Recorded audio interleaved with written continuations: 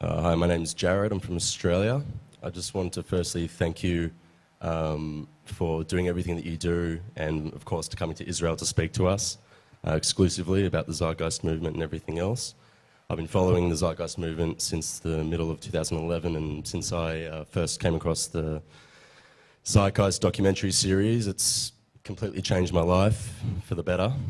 And again, thank you so much. My question is if you are or not, whether you're pondering a visit to Australia before the release of the film. Is this working? Test? Test, test, test? Test?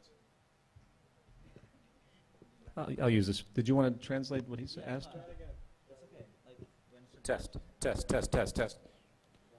Australia, I would love to come to Australia. I was supposed to go 2 years ago and something happened and I couldn't make it. There was some organizers there in the movement. I have no intention to, but anything could happen. But that's all I can, that's it, I have no idea. I'm going to be very busy working on the film though, so it's going to be probably difficult for me to do much traveling. But if the movement there was able to arrange something that made like a larger event, that would be interesting to get going, just as everyone did here, you know, as opposed to just say like a film screening or something like that. I'd be certainly intrigued to do that since I've never been. So maybe you guys can arrange something, contact me. Okay. Thank you very much. Sure, thank you. אני חושב שאין צורך כל כך לתרגם את התשובה הזאת, כי היא התייחסה למתי פיטר מתכוון לבוא לאוסטרליה. אז נמשיך הלאה עם השאלות. הוא אמר שהוא יבוא כשיארגנו אירוע רציני באוסטרליה, כמו שעשו פה. כל הכבוד למה שארגן פה. Hi. Hi. In your second movie, you presented the Venus Project as the solution to all the issues and problems you presented here. And I want you to speak about the split and why did you stop being the activist arm of the Venus Project? Well, actually, we never stopped being the activist arm of the Venus Project. The Venus Project made a decision that their direction wasn't being represented. And as far as the solutions you speak of, the Venus Project is a representation of a body of ideas that present solutions that existed prior. So if you really think about what we're doing here, we're talking about a train of thought. Train of thought is irrespective of any institution. It has to do with logic and reason. A grave failure that was made early on in my work here was to relegate all association of solution to one man and to one institution. And I regret having done that because it actually did a disservice to the community as a whole because it did not let them think. It didn't let them understand what it means to apply science, to actually to take a critical view. And I'm not putting down any institution, by the way, or anyone that works at the Venus Project, absolutely not. But it's not about an institution. So I did nothing to become not the activist arm. That was their decision. All I did was promote the train of thought, and that's what I continue to do. Thank you. Thank you.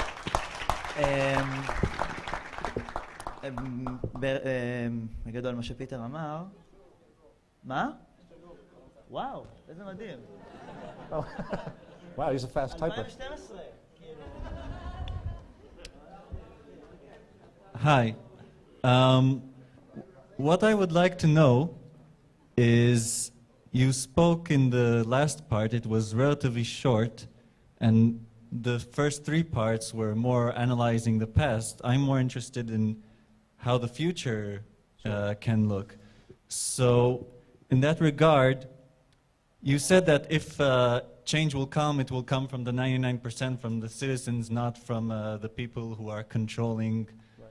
So what I want to know is how would this change manifest, in your opinion, and how would we prevent a situation where, again, 1% would rise and take control of it? How would this intrinsically be different to prevent that from happening? Have you seen other talks I've given? Have you seen other things that I've done? I've seen the movies only. Okay, one thing that I wanted to do with this, because the subject was different, well, basically since the subject was different, I didn't want to go through the entire expanse of things I've talked about before in other lectures, especially that were in like the films, which is why I ended it in that way, because I can't possibly spend that much time. It'd be another hour of me discussing such issues. That being said, the solution, you know, there is a very powerful train of thought that can compose the solution. The transition to that solution, again, that's for a larger conversation, what it means to apply what we understand to social origination and to human affairs. The transition to anything new is going to be very complicated and very tense because, as history has shown, any move to any new social idea, and the broader, the more it's fought, is met with a great deal of both public and establishment, how to put it nicely, offense, I suppose. So while the 99%, forget that language. I use that just because it's being popularized right now. But the people coming together because their betterment is at stake, because they're literally at risk on multiple levels, from the problems of war and all the things I could list, the environmental problems, this extreme inequality and equity. It's going to motivate people in some way. And I consider this system failing. I think it's going to continue to fail from a few different angles. And hopefully that pressure will get people to want to educate themselves. And that education, when you think about a social system, if properly referenced, always gravitates back, or it should gravitate back to the basic principles of what the zeitgeist movement advocates as far as a new social system. How to get there? Everyone loves to ask me that.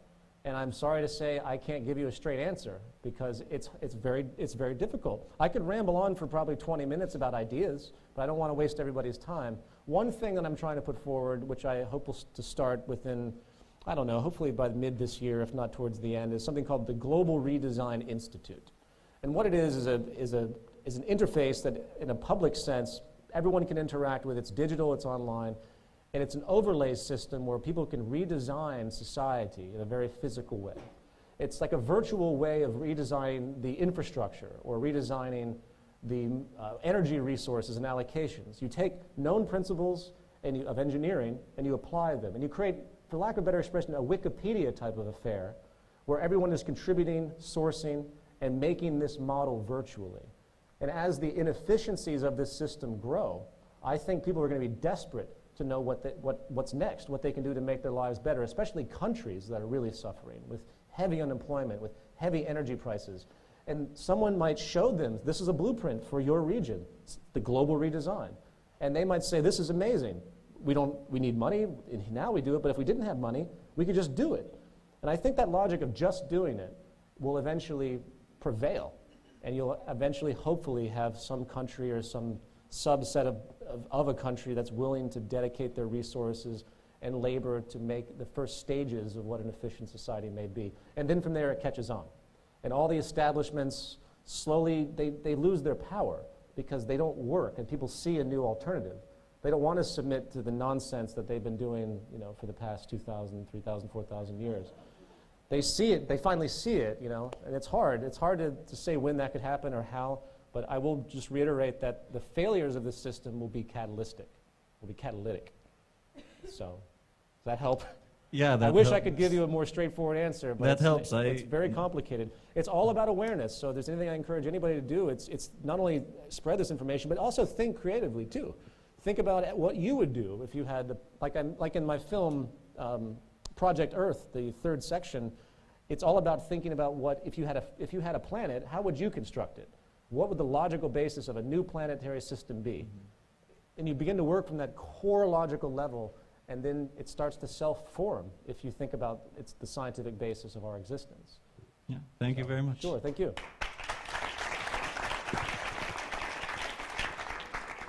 Hey, good evening. Hi.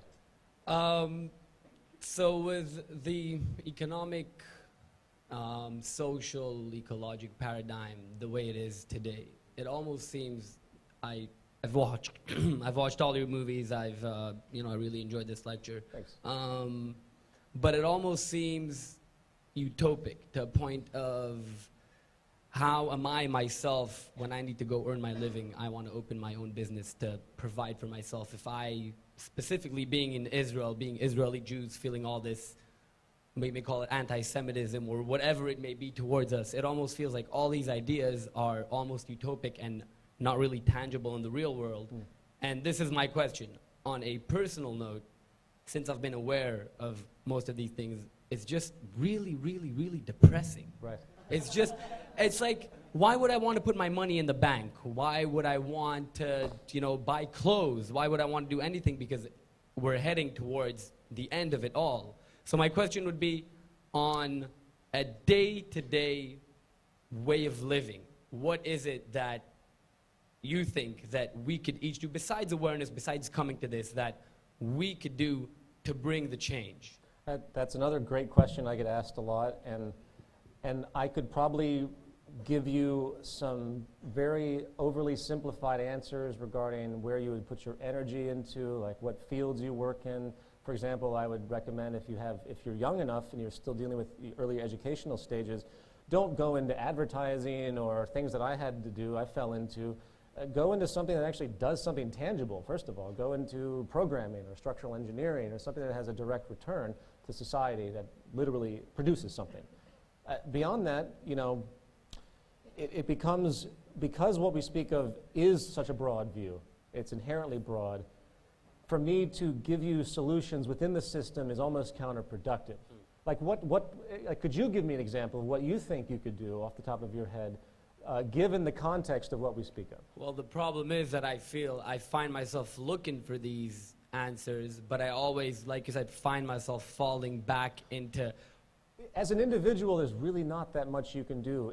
It's when the power comes together in certain ways that has some type of larger effect on the social system. For example, you could have a hybrid system emerge eventually where you have certain attributes of what you call the resource-based economy or resource-based economic model. Certain attributes are there that are using maximized technological efficiency to better the world's people, still within the market system to a certain degree. And that's a great hope. Where countries that have mass poverty, they finally stop relying on the United Nations and World Bank loans, and they start to build their own technological structures that are very advanced, like with vertical farmings, for example, and they just do it themselves, and they feed. They don't engage in commerce. They just feed everybody with the technical means. It could be done, and I'd love to see a country finally wake up to do that.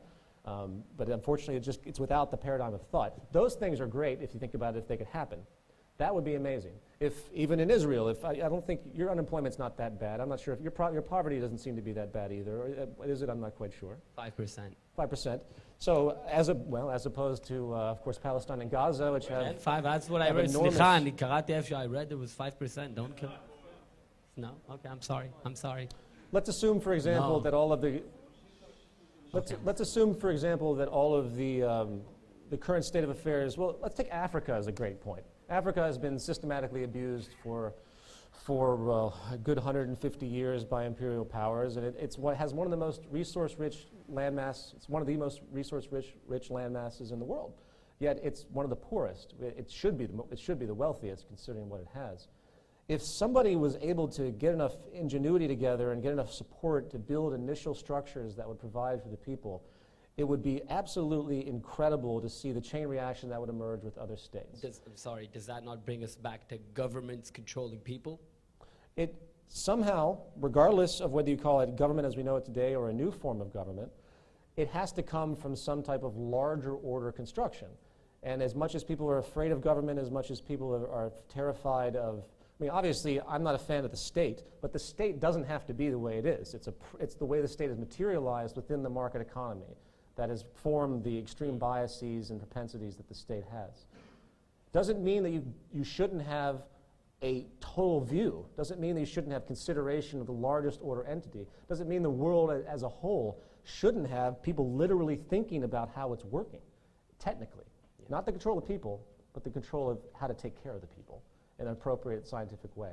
And again, unfortunately, this is a tangent, obviously, but unfortunately, all the values are against that because social stability is antithesis of the market economy. It's antithesis of the state institution.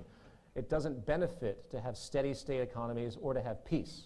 So that aside, there's so many things moving against what we talk about that I always come back to the same thing: global mass movement. Global mass movement with a massive pressure that emerges, where the powers that be step back and realize that they're losing broad control, and they can no longer even depend on each other to requalify themselves in their state identification. I understand. Thank you very much. Sure, thank you.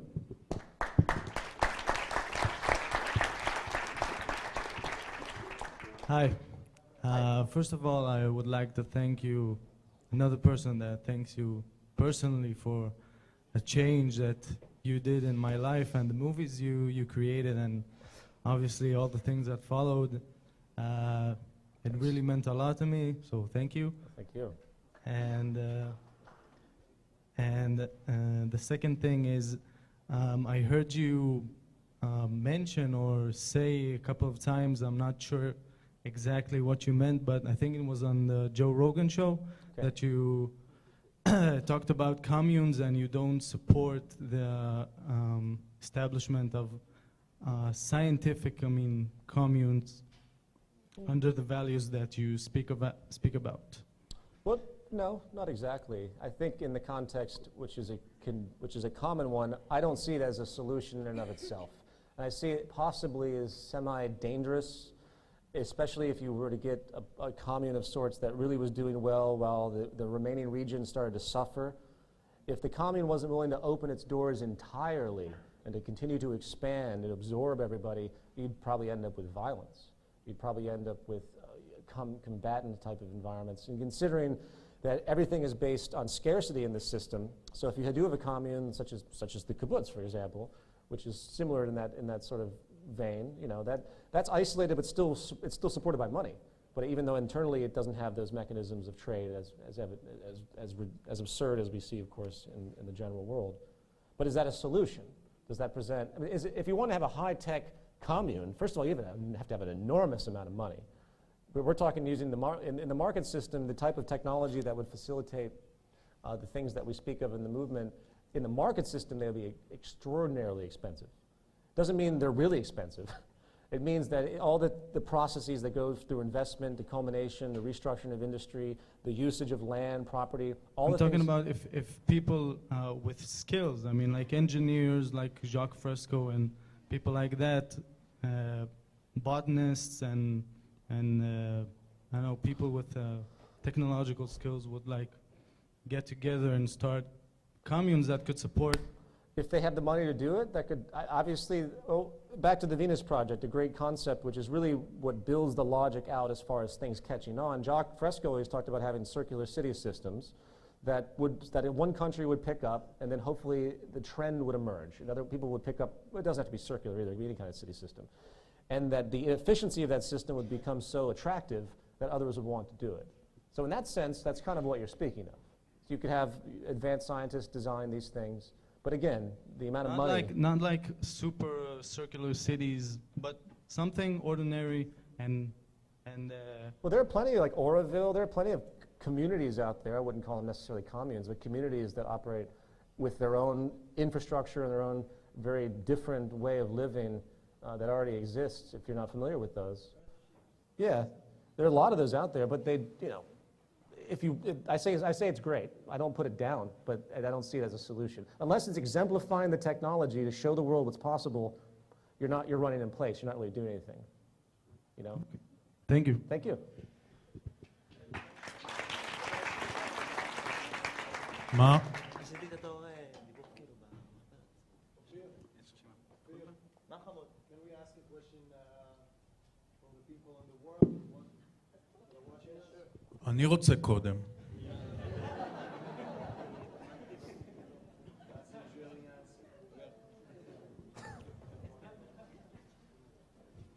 Okay. You outlined in your lecture a history, an ongoing history of basically the 99% being perpetually lied to and being manipulated to make irrational life choices that are destructive to them and not in their interests. Yes, And this reminded me very much of the 18th, 19th century Enlightenment movement.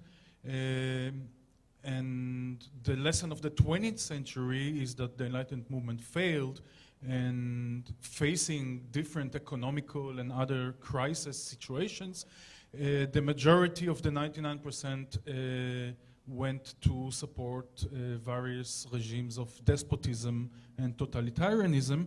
And also my own experience as an activist is that when you tell someone he's being lied to, and that when he was fighting this war, which was the most intense phase in his life, he was basically being tricked.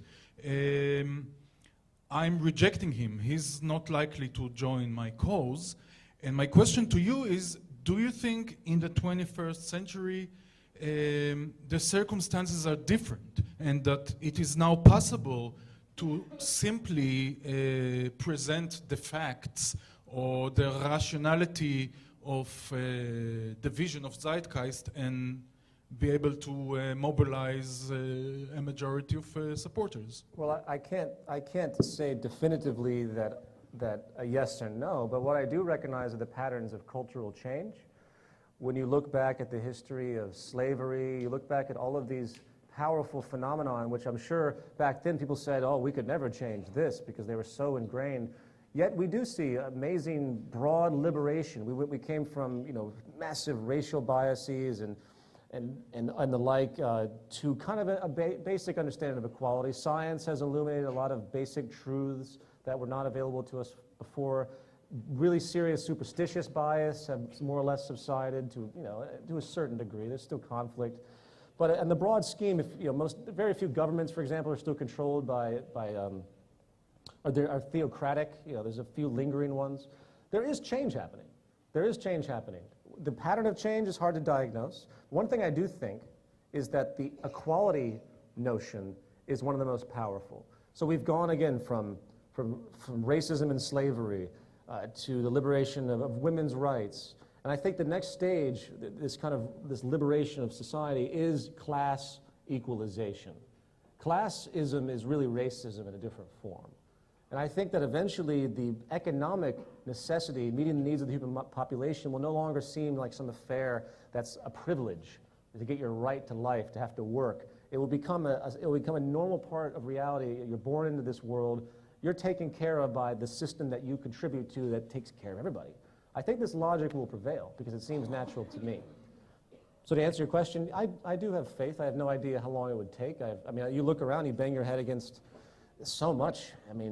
As I went along, tirade about patriotism and nationalism, those things are still very prevalent and in all its xenophobic and utterly biased and separatist and horribly ignorant positions, leading to massive amounts of atrocity on a daily basis, if you think about it. How do we overcome that? Slow process. Why I give talks like this? But it can accelerate.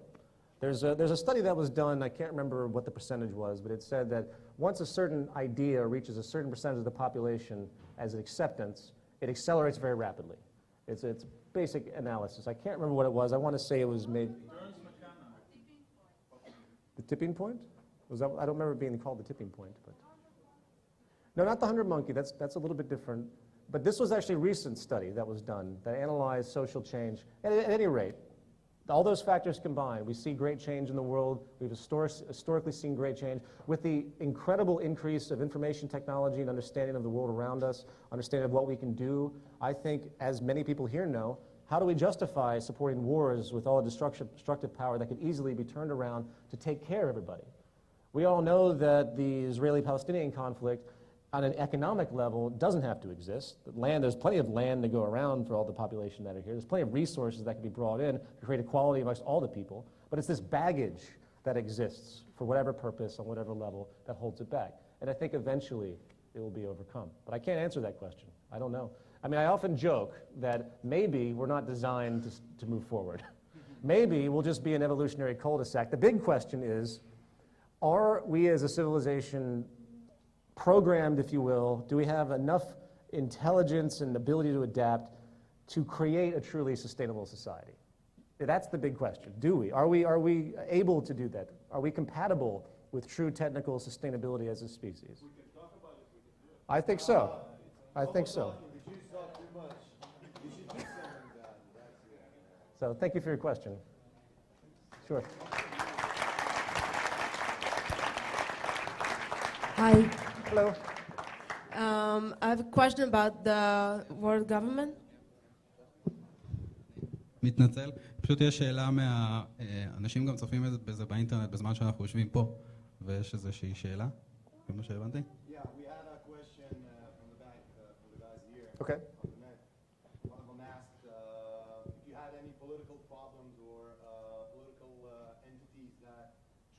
figure in your progress with that knowledge and spreading it? As of now, nothing that I'm aware of. Nothing that I'm aware of. I think if you track the history of political dissidents, if you want to call it that, there's a long process of categorization and analysis of such figures. When they finally release, say, the huge CIA, FBI records on Martin Luther King or John Lennon, I don't think about such things. As far as I'm concerned, I don't care.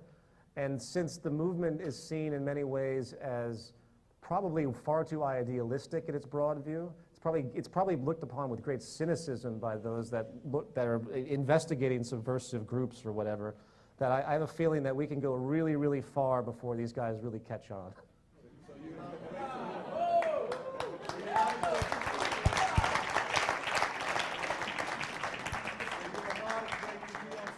somebody's blacklist like CIA or whatever. I don't care. I mean, go ahead.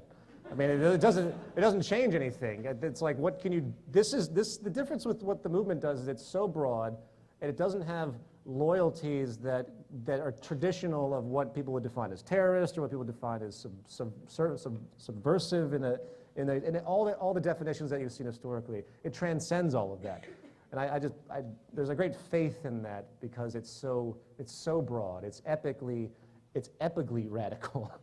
And I think there's a certain safeguard with that, at least for the time being. So. Godspeed. Yeah, thanks. Well, it seems that Ilian sort of asked my question, but it gets me to another one. It seems that the people in power right now, they have most of the resources now, and even I, as a part of the global movement of trying to change things and create an alternative situation, we don't always have the means to do that, and we find ourselves struggling to do it, just Sure. like you said it. And I'm wondering how the zeitgeist movement is supporting the initiatives in parts of the world. Well, with events like this, I mean, knowledge is really power in the sense of what will facilitate this type of movement and its transition into something new. And it's only when everyone becomes as educated as I try to be, and that's, by the way, what defines a true democratic presence, by the way. People often talk about democracy and equality. If you're not willing to be educated, if you're not willing to take the time, then you're by your own fault becoming, on all odds, subservient to somebody else. That's what the whole basis of the governance and subjugation in feudalism is all about, keeping them illiterate. So it's all about understanding, and that's how we can materialize this. But as far as real projects, as I mentioned earlier, like the Global Redesign Institute, we have all these event days. I'm constantly trying to find ways, because I don't have any real monetary support, so I'm constantly trying to find ways that are community-oriented, that don't cost anyone money, that can bring people together and have an effect. And we'll probably end up inching into some type of general kind of protest action, but usually merging with others to try and bring more people into us. Never just the zeitgeist movement protest. That's not really what is going to materialize this. It's going to be thinkers that materialize this. And again, back to the Global Redesign Institute, imagine if you had a small group of technically oriented people with a firm grasp of this foundation in pockets in every single country in the world. And they're slowly beginning to work together, and they slowly begin to create their own institution. And I've talked about this as what I call a parallel government system. And that's more or less in gesture, because obviously they're not in governance of anything except their own ideas. But if they can present themselves in such a way to show how we could change and feed everything, create world peace, no one has to worry about the nonsense, no debt, and really get that information across to the rest of the masses, then I think the turning point is just a matter of time, especially given the failure of this system as it continues. Even if it takes money to get it done? Well, obviously you can't do anything without money. But it doesn't necessarily mean you have to go out there and be exploitative and raise money for erroneous purposes. I don't raise any money for the movement. It's something that at this point I think would work against it. And we don't really have those type of projects that enable it. And I could go on a long treatment of how I operate like that. But the gesture of it is really to get people's energy and time, and to get them to not want to have the value of being supported by money, because that's a critical value, because we're so distorted by that. I mean, so many people I meet, they're like, well, I could work in the movement, but I need to make money, so they spend all their time making money, which I understand. But you've got to start to divide your life up, especially if you have kids. I mean, the future is in a great precarious state.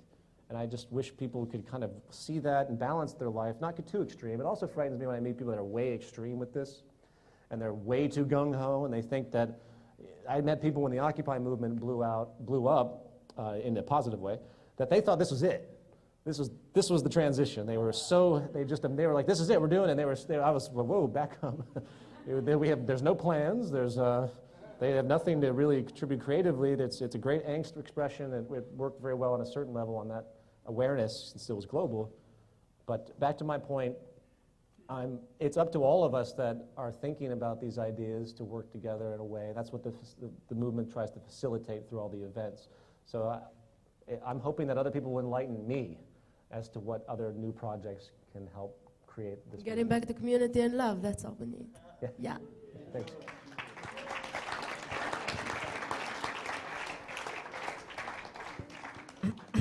All right. I'd like to ask a question which I think I've been asking myself for 2 years now, regarding the zeitgeist movement. And I used to be a zeitgeist movement activist. This is how I started being an activist. This is how I woke up. And in the beginning, it was all about how we could spread the ideas of the movement through the movement's logo, website, movie, etc. And ever since, I've gone through a personal revolution where I started working as a network activist, trying to connect between people having great ideas. And I meet many times that people have a difficulty seeing themselves as activists outside of organizations. So how, and this is like a question not for a philosophical answer, but personally, how do you see your role in connecting people that make change on a spiritual level, on a ecological level, and awareness level together? Because I think the zeitgeist movement has a lot of power to move these kind of ideas into a role. So. Well, I don't want to have to repeat myself, because it's very similar in its questions of the two questions that were prior. Let me ask you. I just want to hear your idea. How would you answer your own question?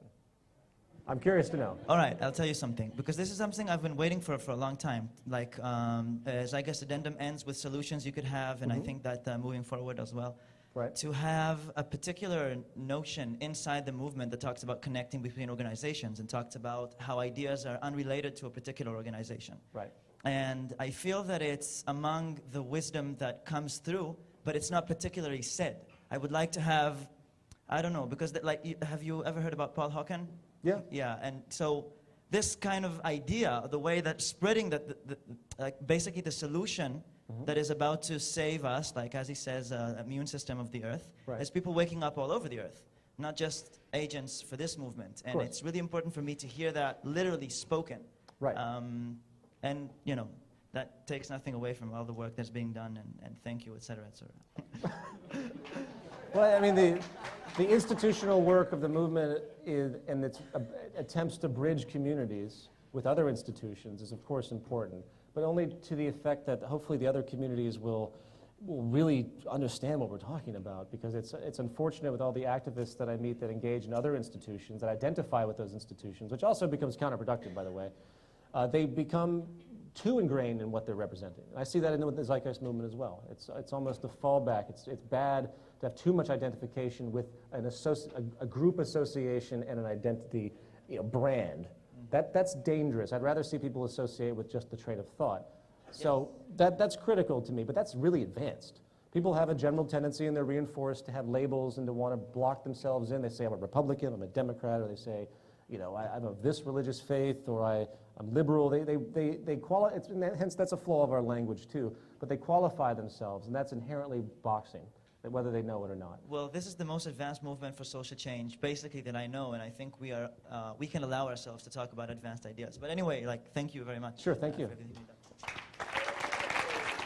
Avi? Avi? לא פה. אוקיי. יואל?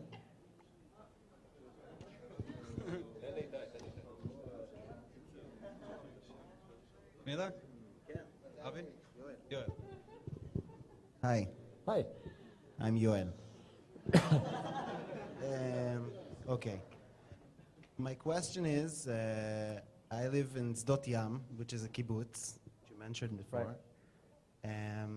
Kind of similar to what you see in the Venus Project, but without scientists and with worse architecture and worse architecture and worse interior design. Anyway, my question is, on a kibbutz, one of the big problems is that people don't really have a motivation to produce, to contribute, to create, because there's no money being exchanged. And I've heard in the movies you discuss this kind of issue a little bit about what the motivation would be in such a resource economy based society. Right. And I'm wondering if you could talk a little bit about what would be the motivation. I mean, if there's not a carrot and there's not a stick, what is the motivation? Those that describe circumstances to me where people are unmotivated in this system, but yet they happen to exist in sort of systems that are based on reciprocal trade in a communal environment, it's required to do that. And they often say that, well, these tendencies of creativity don't seem to persist. And I have to remind them that regardless of if you're in that environment, you still have all of the supporting features of the environment, of the market system, and all of its engines around you, which are definitely inhibiting. So if you're grown up in a general environment where you're witnessing all the wealth and everything else, and you're witnessing all the power of money, even if you're isolating yourself in a smaller group that isn't using money, you're still very much affected psychologically. To answer your question, I think it comes down to really how people are educated. It really comes down to the way people are educated and the sense of freedom that they're given at the youngest age. All the people I've met that have a tremendous creative drive had a very, very different upbringing and a very, very different life experience than those that were more or less victims of, say, a lower middle class household or a poverty-stricken household, were forced to work at a very young age. They had this instilled ethic that their right of existence and definition was based on their labor contribution in a very mechanical sense. And their family values will carry that forward. As opposed to a lot of people I've met that had very creative, free environments. They didn't have heavy pressures, and they do amazing work in creative fields. Not only creative in the sense of typical art forms like music or something that would be considered recreational, but engineers that are constantly thinking about solutions and that are constantly, they get off on the idea of problem solving and things that we don't usually think about or that we think would be mundane to us that have grown up, because I grew up in a drudgery-based environment too. I can see that sense in myself. I do so much without any pecuniary reaction, any monetary gain now, which amazes me because I grew up in the exact same environment that instilled a motivation through money. And I changed. I do almost 99% of the stuff I do now is no monetary gain and heavy monetary expense. So it comes down to the way people orient themselves. And I think the solution lies at the earliest form of education. And there could be ways of analyzing that, as I point out, moving forward. I think that the drudgery of the labor system where you're submitting to a job that you don't particularly like, which is the majority, what does that say about your sense of self-worth? How does that motivate you any farther? If you're going to a job in your little dictatorship from 9 to 5, and you come out, what do you expect from people in this kind of like, in this expression of angst and then alcoholism and drug addiction and sitting there playing video games 40 hours a day when you're not working? There's a laziness that's inherent to the system, I believe. And if you look at children, there's no inherent laziness. People don't have to be paid to do things that they like to do. So there's a big spectrum. It's not easy to answer because we're working within this sort of general cultural dynamic, so it's hard to see outside of it. We haven't been able to see those grand experiments commence yet, but we see the pockets of them. And I think creative drives are inherent to us. We do get up and move around without money. I will walk across the stage. I will wake up in the morning and stand up without money.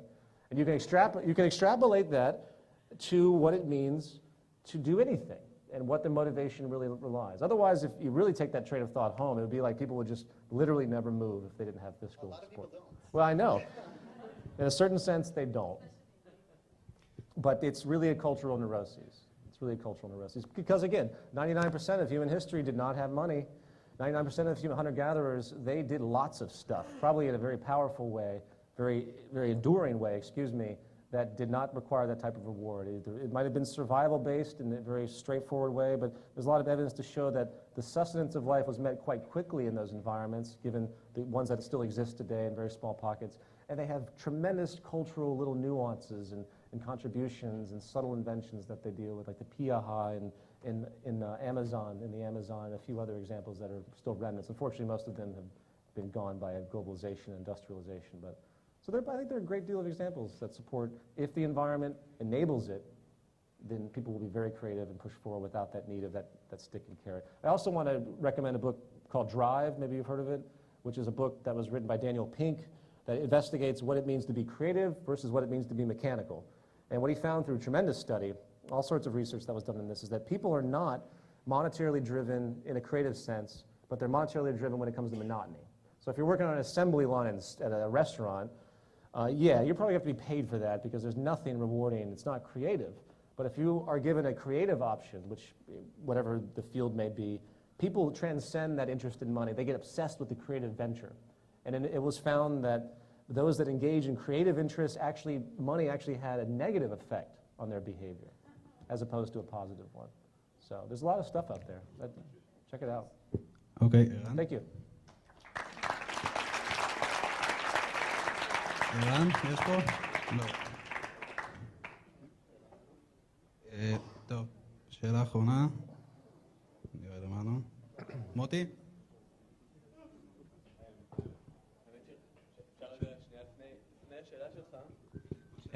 אדם. אני רשום. I was just, before asking, I have a big question, but I will not ask it because I want to let the other person ask, which was before me. I feel really uncomfortable to say that because we're coming here to work together and I don't want to protest to get anything. Please do. But yeah, I will. It felt really uncomfortable for me that there were only men today speaking.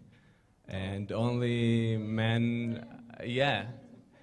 I'm sorry, if you were the one who were supposed to ask question, I would not steal the microphone from you. But yeah, I think for a movement to trying to build itself, it says a lot. I mean, the platform that we work on may be really problematic if women cannot feel comfortable to speak here. Well, I will not speak for you. I'm a man, but yeah. Hello. I want to just say one thing. This whole event was produced by women. Thank you. Mostly by Adi Florentin, sitting there. We didn't choose the speakers based on that. That's.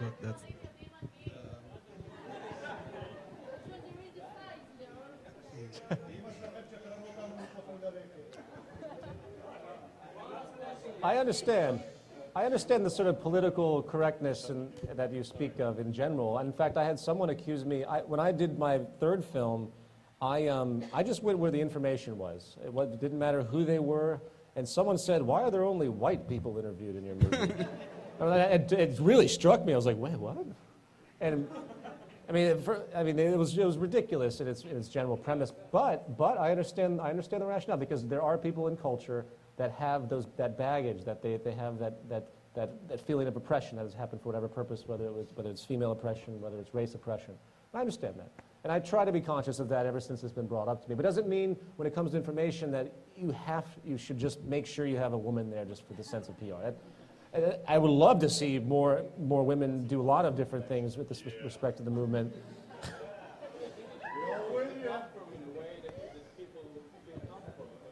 Well, if anyone here would like to speak, any woman here would like to speak, I'd love to hear it. Well, I'm gonna have to apologize, but we really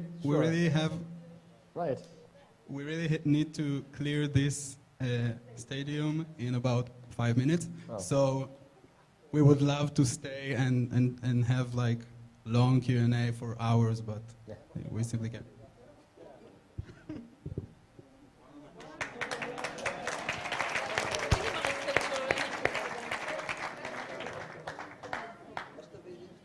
I wanted to ask you, I saw that in zeitgeist there is a certain kind of community that's going to happen, like peaceful and everything. But I didn't understand your question for what will happen if a bad society or bad something will try to take over of this good, peaceful community. Oh, the question that was asked earlier, you're right, I didn't answer that one, about what would happen if somebody tried to take over the I want system? to make sure that I understand the question. Okay, well, if you look at if you have a system that's based on self-interest and based on kind of a cutthroat competition that we have today, as I exemplified throughout this piece, how we have that competitive notion, that ruthless corporatism slowly had emerged and manifested into the state entity as we have today, which is literally now a corporate institution. At least the empires are for the most part. Because it's more powerful. What's that? Because it's more powerful. Well, because that's what the system is. The system is based on a general imbalance that has to persist for the economy to unfold, meaning you can't have equality. Economies only work based on inefficiency, and this is a very large subject. Basically, the competitive model of economics demands that everyone's fighting amongst themselves. If you don't have a system based on that, if you have a system that's not based on reinforcing the need to always look after yourself, doesn't matter what happens to everybody else, then you will see a completely different state of behavior, what you would call egalitarian behavior, which because they're a slave, so they need you alive. Maybe. Well, if you have a system that the structure is based on actually caring for the human population, and the public recognize that, and there's no need, and there's no reward for corruption. There's a huge thing. There's so much reward in this system for people taking advantage of others that why should we expect anything less? If you put into place a system that is based on the best public health, and everyone knows it, and they're educated enough, even if corruption did emerge, no one would tolerate it. Today, we tolerate every level of corruption. Why? Because we rationalize it, and it's been with us for so long that we don't even really consider it that important in a certain sense. It must be not true. We accept this abuse because we also abuse others too. So there's a self-generating reinforcement that's constantly happening in a new system that doesn't have those values, that doesn't have any reward for the distortion of good values, if you will, good, then they won't materialize.